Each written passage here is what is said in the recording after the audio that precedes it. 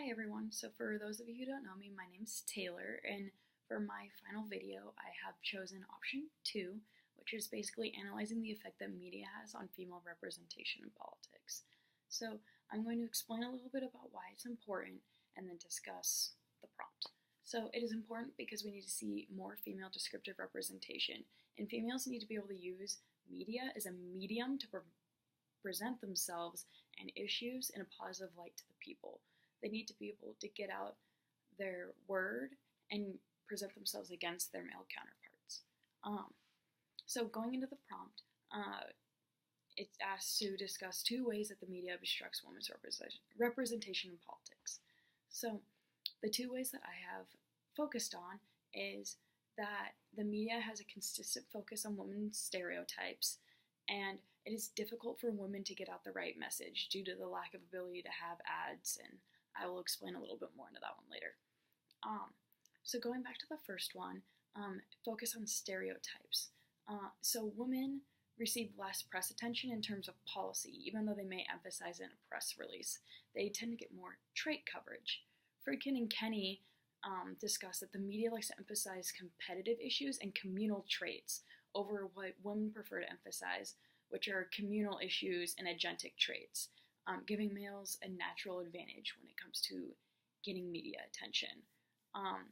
Also, the media isn't necessarily going to give you the coverage that you want, so you have to be able to portray yourself in a way that's positive, in a way that gets out your message, because the media is not going to rely on the senatorial message. They're going to rely on the message that gets them more attention, which leads into the next point, which is getting out the right message. So it's difficult to focus on the right issues when you don't have a lot of money to have ads, which is creating your own content.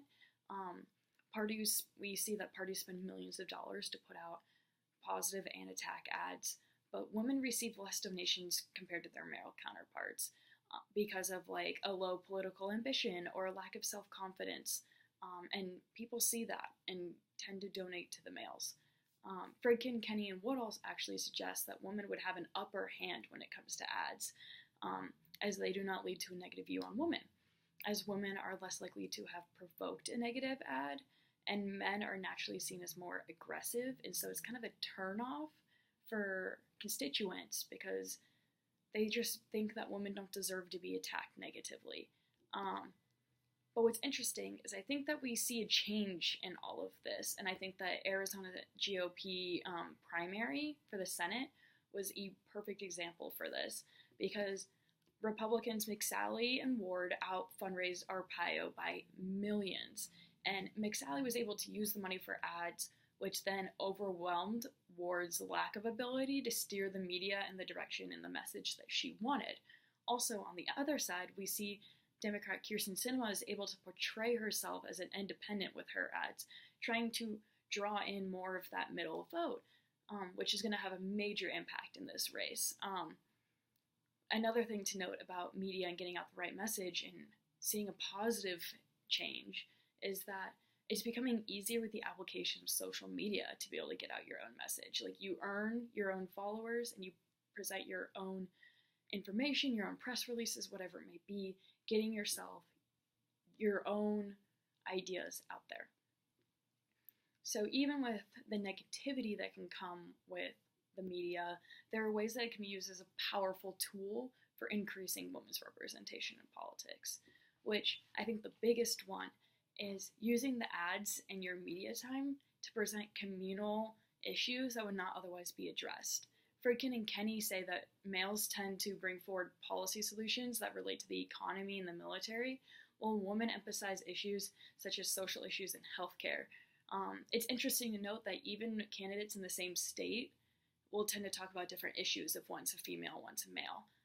It's also important to use the media to encourage young females to bridge that political ambition gap that is seen among people under 40, to get them more involved in the political process and make them want to run for office, because that's the ultimate goal, is to encourage women to speak their mind and represent other women.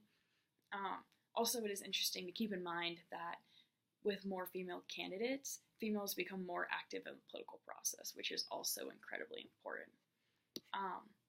ultimately, if I was representing a candidate, I would tell them two things in regards to the media. I would say embrace your womanhood and the traits that make you qualified, because like that's what makes you seem confident and aggressive. Emphasize the qualities of you. And like for example, if the candidate's a mom, I would have them emphasize that like they care about their own children and they care about protecting their future, which protects the future of millions and millions of Americans, and that you won't let them down because you don't want to let your kids down. Also, it's an opportunity for you to be competitive and aggressive in order to earn media, and also just be unapologetic and confident about who you are. Also, the second part is always look put together. The sad truth is that if you don't look put together, it's actually distracting from the message, as the media tends to focus more on the stereotypes, which is physical appearance and such. So you don't, like, you want to do anything you possibly can to prevent the media from talking about something other than what you want to talk about. You want to talk about your issues, you want to talk about where you stand, and you want to talk about your solutions. You don't want to talk about what your hair looks like that day or what your outfit looks like that day. So basically the point is to give the media no reason to not focus on your message.